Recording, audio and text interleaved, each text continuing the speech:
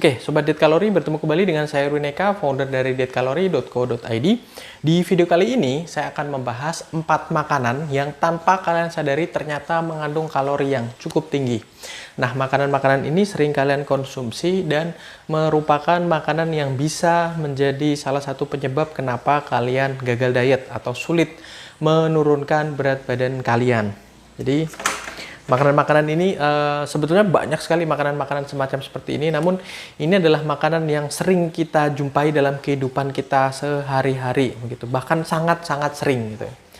Jika sebelumnya saya pernah membahas juga tentang makanan yang rendah kalori, gitu. Nah, sekarang saatnya makanan yang kalorinya cukup tinggi dan seratnya rendah, artinya tidak akan membuat diri kalian kenyang dan sebagainya. Dan ada satu jenis minuman juga harus diperhatikan. Jadi 4 makanan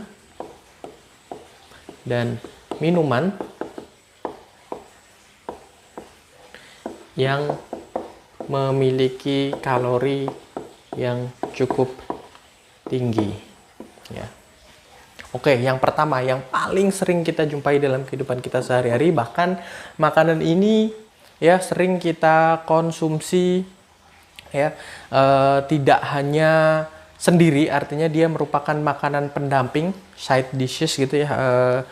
Bahkan ada beberapa orang yang kalau makan berat tanpa makan kerupuk, ya, yang pertama yaitu kerupuk, itu terasa kurang begitu, ya.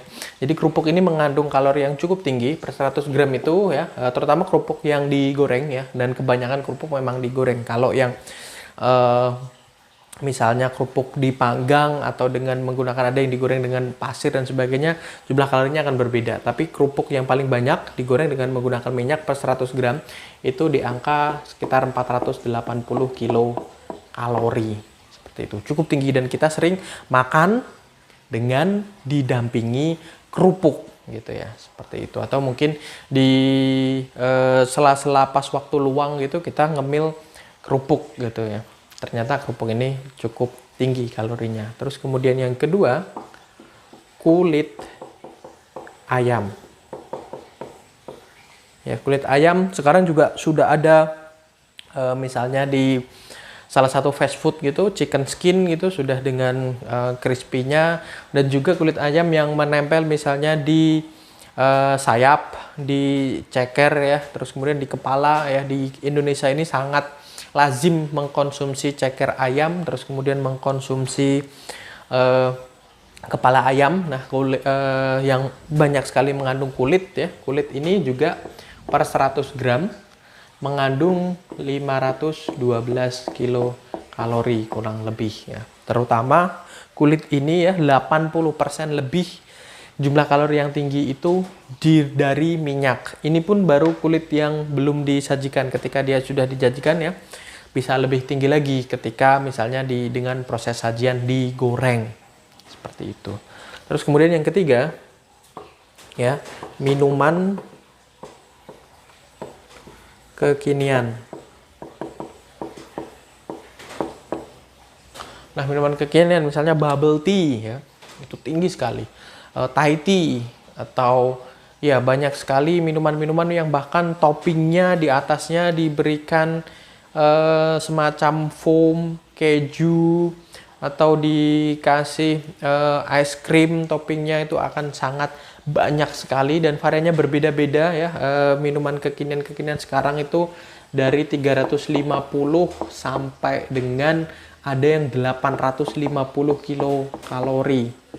Dan ya, jumlah kalori yang tinggi ini didapat dari jumlah gula yang tinggi. Jadi tidak membuat perut kita kenyang, tidak membuat diri kita mendapatkan asupan nutrisi yang baik. Beda lain halnya kalau kalorinya tinggi tapi didapat dari serat atau dari protein begitu ya. Artinya kan membuat tubuh kita juga mendapatkan benefit atau manfaat dari makanan tersebut. Sementara minuman ini ya hanya didapat dari gula saja. Terus kemudian yang keempat ya, terakhir ada keripik kentang ya, potato chips.